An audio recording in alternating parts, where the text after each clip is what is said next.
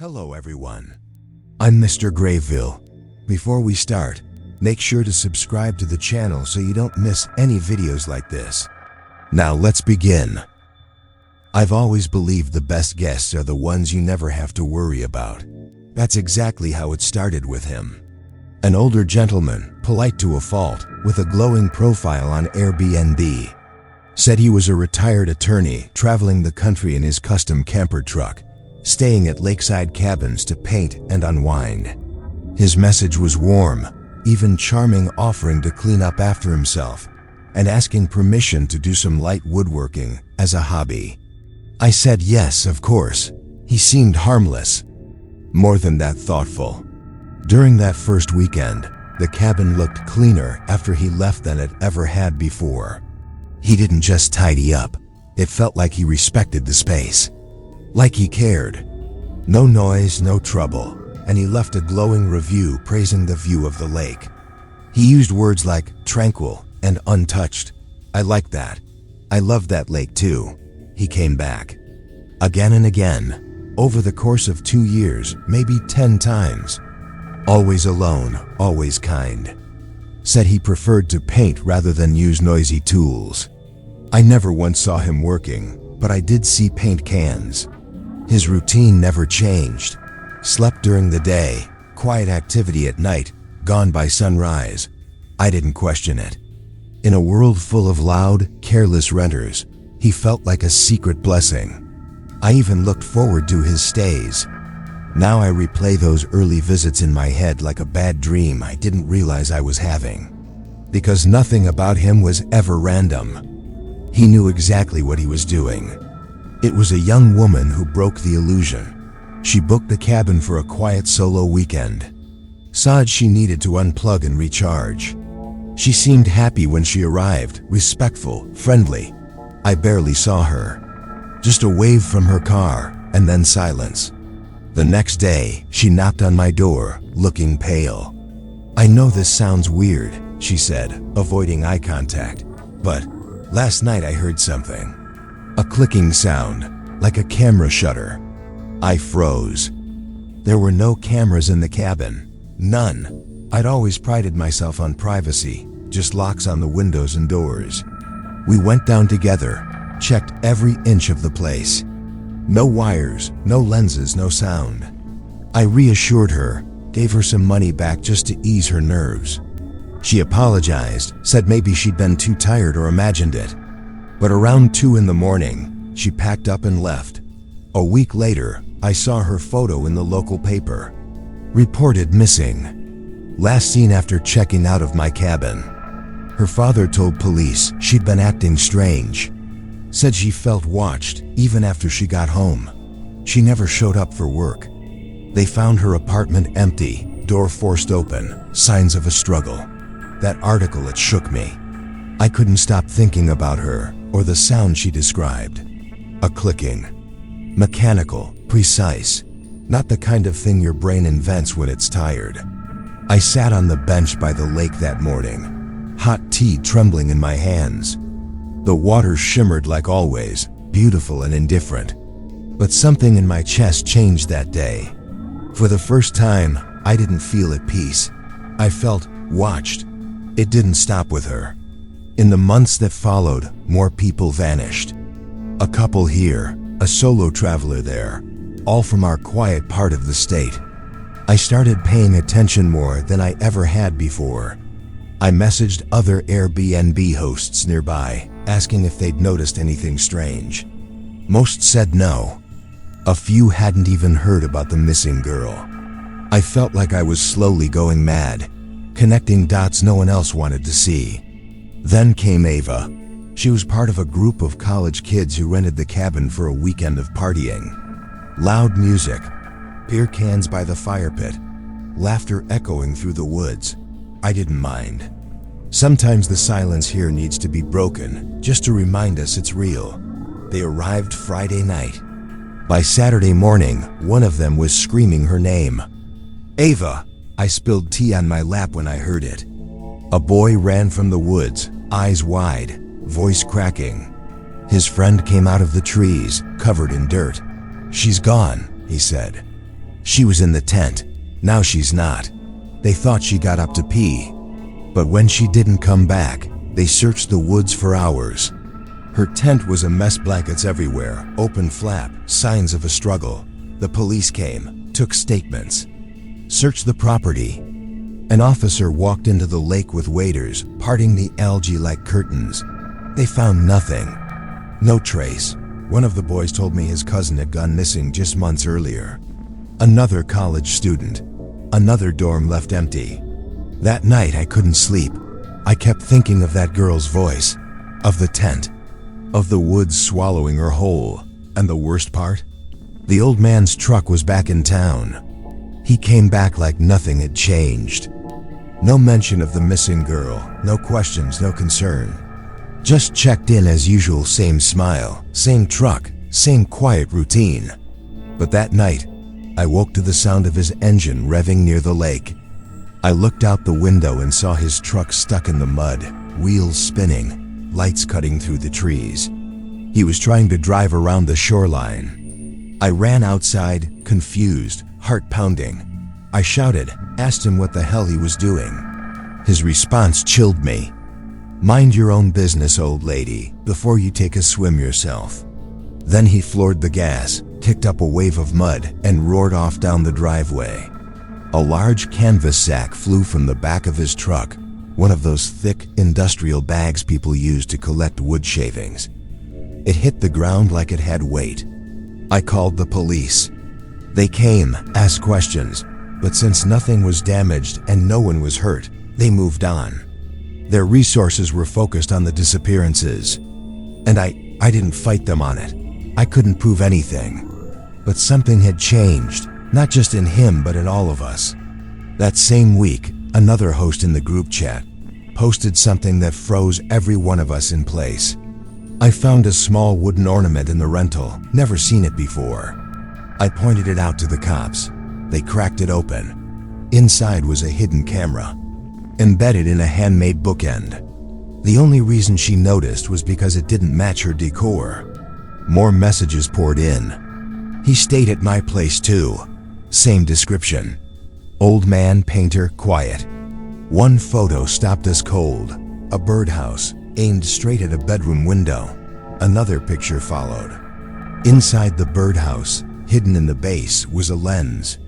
I ran through my property like a woman possessed. After the group chat exploded with stories and pictures, hidden cameras, strange wooden items no one remembered buying, I tore my cabin apart. I smashed shelves, pried open fixtures, destroyed anything made of wood. I didn't stop until I was sure everything had been inspected or reduced to splinters. I found nothing. Still, I couldn't rest. I needed to know. I took the cabin off Airbnb. Days later, I tore the entire structure down. It was only during the demolition that I saw it, a narrow gap between the bedroom and bathroom walls, not visible from the inside, hidden behind paneling, accessible only if you knew where to push. Inside was a cramped space, large enough for someone to sit. A small box for food, a handsaw, and two precisely drilled peepholes, one into the bathroom, the other facing the living room. He had been in there, watching, waiting. I called the police again. They added it to the case. I shared pictures with the other hosts. We all felt like something had been pulled from under our skin raw and exposed. But that wasn't the end. One morning, I brought a cup of tea down to the lake. I moved the bench to the far side, away from the cabin's remains. The sun crept over the trees, bathing the water in soft light. That's when I saw them. Beneath the shimmering surface, nestled among the reflective stones that once made this place feel magical bags. Faded canvas, crudely painted to mimic the color of the lake bed. Some torn, some still closed. They hadn't been there before. Or maybe they had. Maybe I just never looked from this angle. Maybe the light had never hit just right. I sat there, staring, long after my tea had gone cold. The lake that once calmed me now held its breath. And I did too.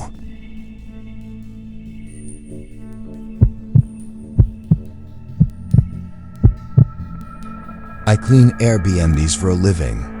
Not the glamorous side of travel or hosting, just the aftermath. Crumbs, smudges, forgotten socks, the occasional beer bottle under the bed. 2 years in, I've seen it all.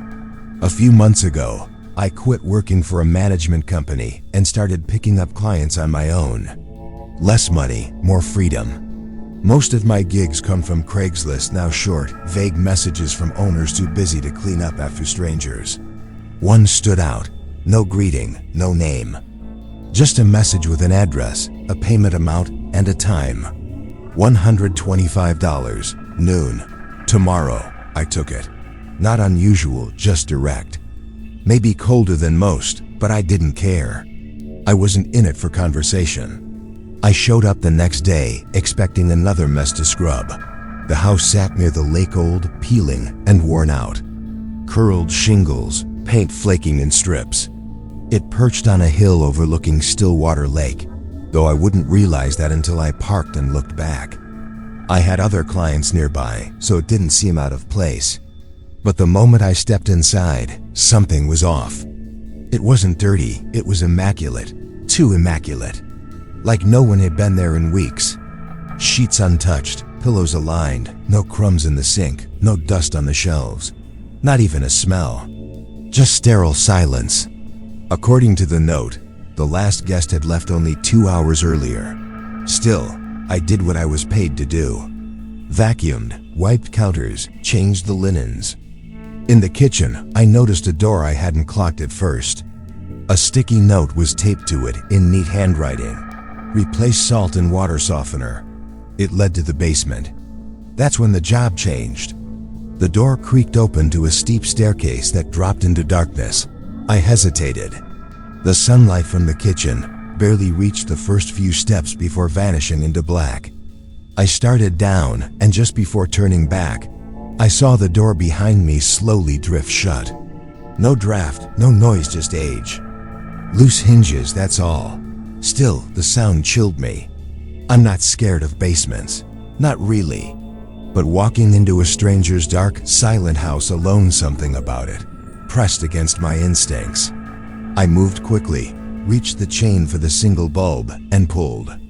It buzzed to life, casting a dull yellow light that rocked with my breath.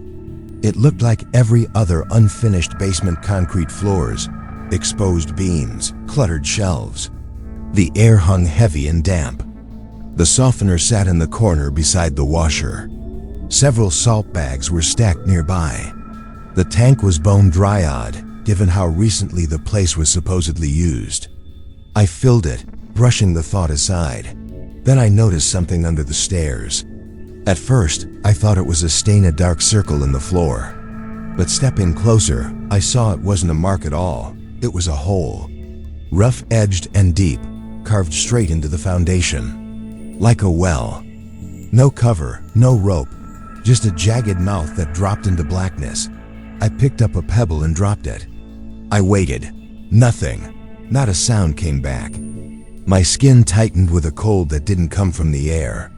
I almost left the light on and bolted, but I couldn't. I had a rule: leave no trace. So I pulled the chain. The instant the light died, the air seemed to shift. Heavy. Charged. Like something deep inside had been waiting for the dark. My legs moved before I had time to think. I raced up the stairs, heart pounding. Shadows clawing behind me. I swear I felt something tug the back of my shirt. I didn't look. I stumbled near the top, slammed my knee on the step. Didn't care. All I wanted was out. The sun. The door. When I burst back into the kitchen, light flooded in and swept the fear away, just enough for me to catch my breath.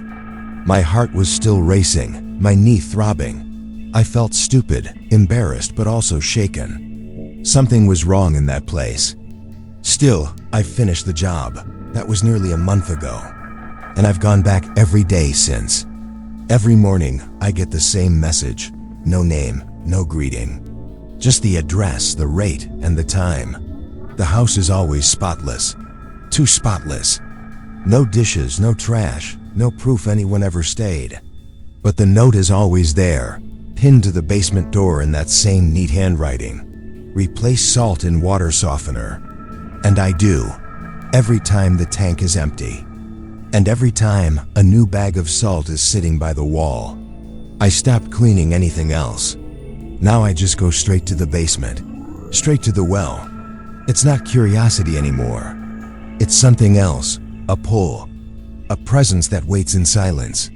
I catch myself staring into that hole, forgetting the world around me.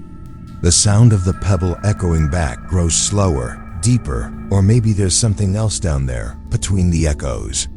Something moving. The fear hasn't faded. It's gotten worse. Because now it feels like whatever's down there knows I'm coming. Yesterday, I brought a flashlight. I told myself it was for safety, but I knew better. I had to see. Not shadows, not guesses, truth.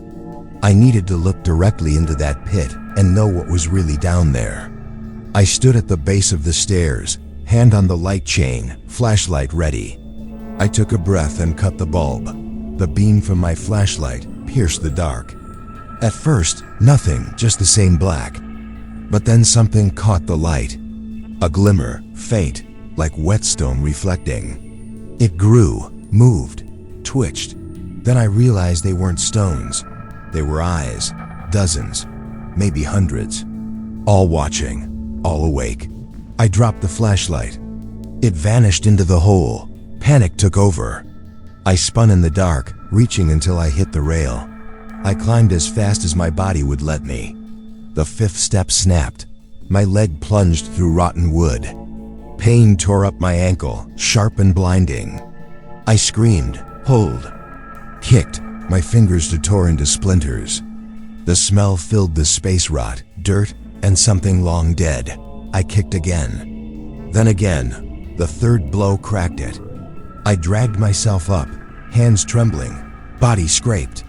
When I opened the door and looked back, I saw them on the stairs. Twisted figures, clawing over each other, writhing in the dark. Skin like melted wax, limbs too long. Spines bent wrong, glowing eyes locked on mine. Then they were gone. They said a hiker found me, lying near the road, barefoot and bleeding, muttering nonsense. I don't remember walking there. I barely remember the hospital. Just flashes, white lights, whispered voices, and pain in my ankle. I asked about the house. They told me it didn't exist. No records. Condemned long ago. No listing. No owner. Nothing. But I know what I saw. The light, the eyes, the things on the stairs. The door. Since I left, the messages have stopped. But the feeling hasn't. Sometimes, late at night, I hear something faint and low, like a whisper from deep underground. Something calling my name. And I think about going back, because somehow I miss the echo. And next time, I might not climb back out.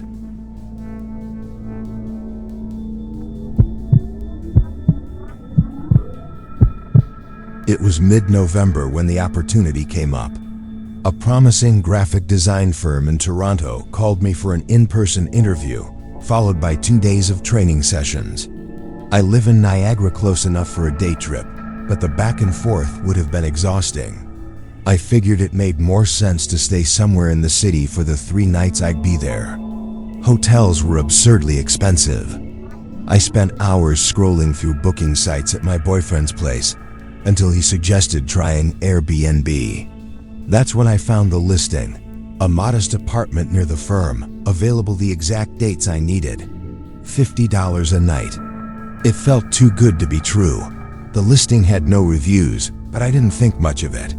The woman renting it said she'd be on vacation. We spoke briefly on the phone. Her voice was hoarse, almost frail, but she sounded kind. I booked it. The day I arrived, Toronto was gray and bitterly cold. The building was worse than expected. Grimy windows, peeling bricks, a broken intercom. I almost turned back. But then I thought of the hotel prices again, and the fact that it was only 3 nights. I knocked on the door labeled 14. It opened immediately. The woman who greeted me looked nothing like her voice suggested, mid to late 20s. Tired eyes, messy blonde bun, wearing a worn-out tracksuit. "You made it," she said, smiling quickly. "Come in." Inside was surprisingly clean, cozy even. She gave a rush tour: the kitchen, the bedroom, the bathroom, the closet, and then she was gone. I called out to ask if there was anything I should know. She paused, stared at me a second too long, and left without a word. That silence lingered longer than I expected. I returned late that night, the city damp with drizzle and the kind of cold that clings to your skin. The building's hallway was pitch black. Only a flickering bulb above the stairs offered any light. I used my phone's flashlight to guide me to the door. Inside, everything was still. Too still. I dropped my keys on the table and walked toward the bedroom. That's when I noticed something odd. Two of my shirts were on the floor. Not just fallen, but laid out unevenly, like someone had picked through my suitcase. I froze. Did I forget to clean up before leaving? Maybe. I told myself I had. I showered quickly and collapsed into bed. The mattress sagged in the middle and smelled faintly of lavender and dust. It was uncomfortable, but I was too exhausted to care. Around 3 a.m., I woke to a sound. Not loud, not sharp, just movement. A subtle shuffle, like someone adjusting their weight slowly across the floor. My eyes snapped open. I didn't move. The bedroom was dark. Shadows layered over one another. I told myself it was the wind, or a neighbor, or something equally dull and harmless. But then I saw it. At first, it was a shape near the curtain, a blur among the folds. But it shifted. Slowly, deliberately. It was tall, too tall, with long arms that didn't seem to bend right. I couldn't make out details. Just the black of it, like it absorbed the light. My breath caught as I reached for the lamp. My fingers brushed the switch. And just before the room lit up, the figure dropped onto all fours and crawled, unnaturally fast, out of view. The room was empty. I searched every corner. Nothing. I didn't sleep again that night. I spent the entire next day trying to convince myself it was a dream. Stress, exhaustion, rational explanations lined up neatly in my head, but none of them settled my stomach. That evening, before heading to the second training session, I called the woman. My voice cracked as I asked if anyone else had access to the apartment. A long pause stretched across the line before she answered. No. No explanation. No questions. Just a cold, clipped goodbye. She hung up. When I got back that night, I didn't turn on the lights right away. I stood in the entrance, listening. No footsteps, no voices, just the refrigerator humming like a warning in the silence. I locked the bedroom door. I didn't care how paranoid it seemed. I placed the kitchen knife under my pillow. The handle pressed against my cheek as I lay down. I waited. At 2:06 a.m., I woke up again. This time I didn't hear anything. I felt it. That feeling when you know you're not alone. When the air thickens and your skin reacts before your mind does. My chest tightened. Slowly, I opened my eyes. It was standing at the foot of the bed. Much closer than before. The figure was rail thin, its ribs visible beneath pale, taut skin. It was naked, unmoving. Its face blurred into the shadows except for two deep, hollow pits where eyes should have been. I tried to scream, but only a strangled gasp escaped. Then it moved. Not its body, just one arm rising. A single finger pressed against its lips. Quiet now. It whispered. The sound was sharp, not soothing. A warning. No one needs to know. And then, nothing. I don't remember blacking out. I only remember waking up with tears in my eyes and my hand still gripping the knife. I didn't go to the final training session. I told myself I was sick, but the truth was, I couldn't leave the apartment. Not out of fear of what was outside. I was afraid of what waited inside every time I came back. That night, I didn't even pretend to be brave. I moved to the couch in the front room, keeping the bedroom door closed behind me. I placed the knife on the coffee table, my phone next to it. The front door was locked. The windows shut. I watched the clock change. 12 o'clock, 1:30, 2:45. My eyes grew heavy. Eventually, I drifted off. At 3:47 a.m., I woke to cold air brushing against my face. The window was open. Curtains fluttered slowly, like they were breathing. I rose shakily, heart pounding, confused. I didn't remember opening it. I crossed the room, reaching for the latch. Then I heard it. Behind me, quiet. Close, quiet now.